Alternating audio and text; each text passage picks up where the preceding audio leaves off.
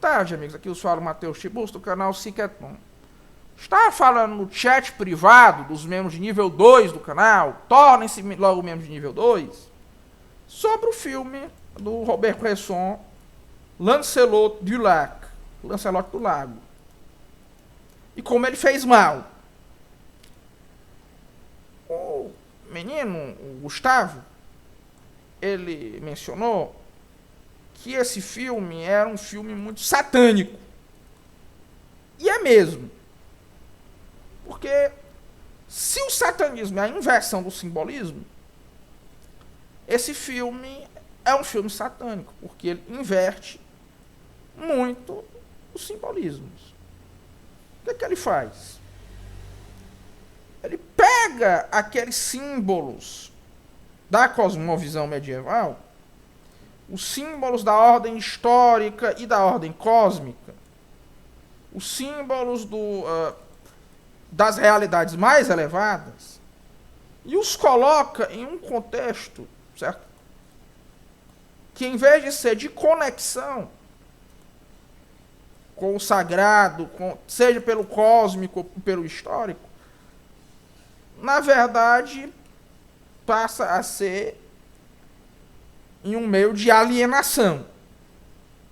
Ele coloca indivíduos alienados que vivem em um mundo escuro, um mundo cinzento, os cavaleiros medievais todos eles de preto, pessoas que não falam, ou que falam muito baixo. É um filme de sussurros intermináveis, de comunicação verbal deficiente, de emoções reprimidas. E isso não tem nada a ver com o mundo medieval. Com a cosmovisão medieval.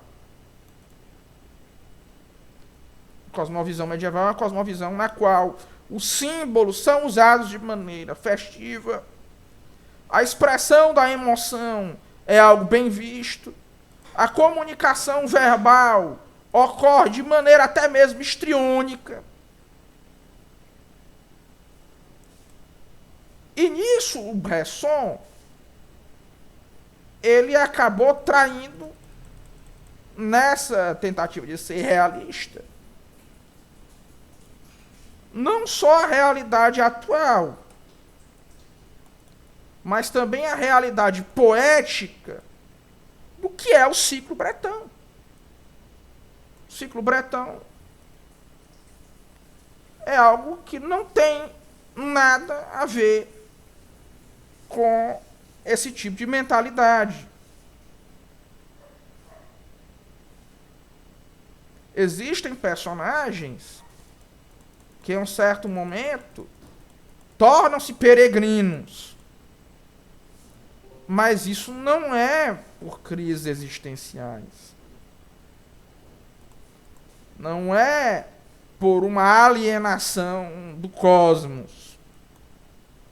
Por mais que haja motivos gnósticos no ciclo bretão, e de fato há muito, certo? Então, nesse caso, eu acho que esse filme do Robert Bresson é uma empulhação horrorosa.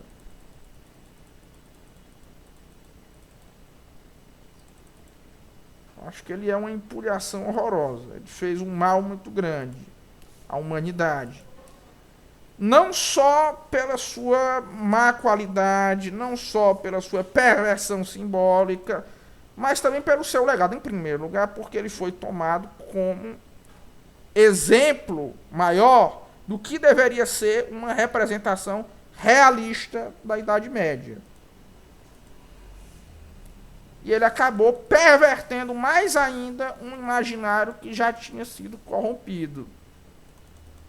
Seja pela via da imitação admirativa, da mimes admirativa, seja pelo caminho da paródia, do escárnio, do deboche. Foi esse filme que provocou aquela porcaria daquele filme do Monty Python, Em Busca do Graal Sagrado. O Monty Python fez um mal desgraçado porque ele, digamos, inverteu todo o trabalho feito pelo movimento de Oxford e jogou de novo na cabeça das pessoas a meta-história Whig, que era uma coisa na Inglaterra, mesmo no mundo anglo-saxônico, completamente esquecido e completamente desprezado. Esse filme fez um mal até maior que aquele filme do Ingmar Bergman, O Sétimo Selo, que é uma representação que, embora não tenha tanto desse aspecto visual disforme, certo? E embora não tenha, por exemplo, esse afastamento do homem em relação ao cosmos, traz para a Idade Média certos conflitos existenciais que são coisa que não tem nada a ver com o mundo medieval. É coisa do homem pós-moderno, da Suécia protestante. Aliás, o filme do Bergman, O Sétimo Selo, é incompreensível fora de um contexto de escatologia luterana. Mas isso é coisa para outra história, para outro vídeo. Certo? Já fiz até um vídeo explicando isso. Mas, no passado, já houve filmes que captaram bem o que era a cosmovisão medieval. Por exemplo, o filme do Curtis... Hollywood não era assim. O filme do Curtis, né, sobre Robin Hood.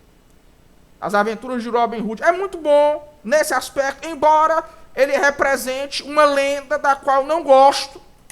Uma parte do folclore medieval de que eu não gosto. Eu não gosto dessa lenda do Robin Hood. Eu acho um negócio muito tosco. Acho que tem coisas muito mais interessantes na cosmovisão medieval. O filme do Fleming sobre Joana d'Arc também reflete bem a cosmovisão medieval. Um filme tão esquecido. Um filme tão esquecido. Né? A Ingrid Bergman é a Joana d'Arc desse filme. Certo? O próprio filme da primeira fase do Bresson, O Julgamento de Joana d'Arc, também capta bem o que é a cosmovisão medieval. Certo? O Bergman, no filme dele, A Fonte da Donzela, também capta, de uma perspectiva muito trágica, mas ainda capta, que era essa cosmovisão. Né?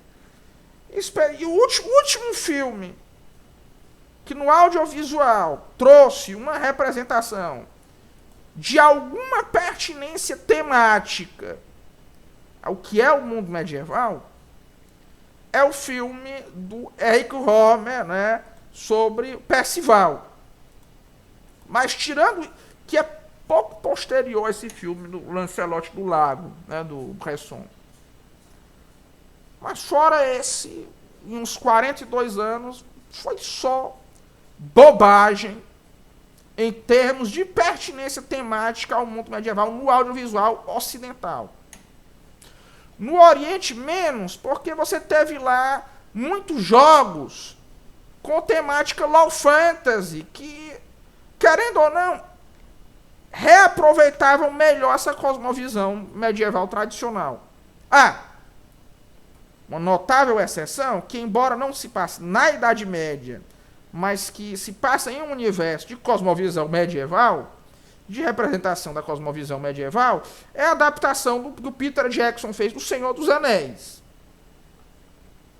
Que foi uma grande adaptação no sentido de dar às pessoas uma imagem do que era o mundo medieval.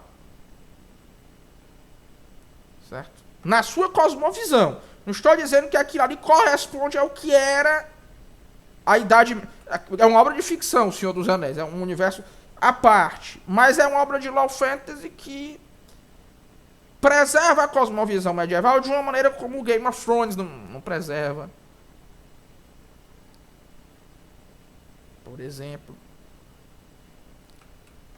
De uma maneira que o Berserk também não preserva. O Berserk, embora tenha personagens de um contexto medieval, certo? e personagens que eles são bem escritos em um contexto medieval, no contexto de medievalismo, de low fantasy também, de medievalismo fantástico, tá? Entretanto, nesse universo do Berserk, todos os símbolos são invertidos também. Ele é uma obra satânica. Eu sei qual é a fonte do Miura, né? Aquele livro do Gilles Michelet, L'Associé. Então é fundamentalmente isso, né? O Bresson foi um grande diretor, mas fez à humanidade esse desfavor. Oremos pela alma dele. Um forte abraço a todos e até logo.